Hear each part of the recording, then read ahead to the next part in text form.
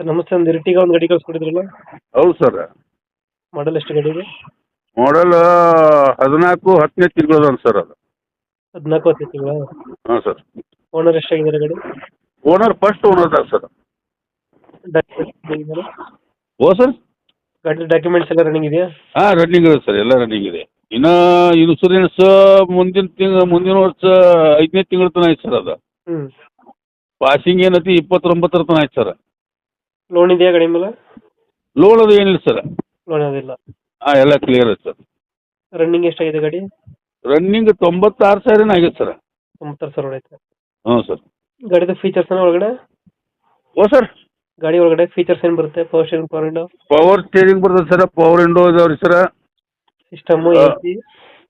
O sir. System, A C ಎಲ್ಲ ಬರುತ್ತಲ್ಲ? ಹಾಂ ಸಿಸ್ಟಮು ಎ ಸಿ ಎಲ್ಲ ರನ್ನಿಂಗ್ ಇದೆ ಸರ್, ಚಾಲೂ ಐತೆ. ಅದು ಯಾವುದು ಗಾಡಿ ತಗೋ, ಡೀಸೆಲ್ ವೇರಿಯಂಟ್ ಪೆಟ್ರೋಲ?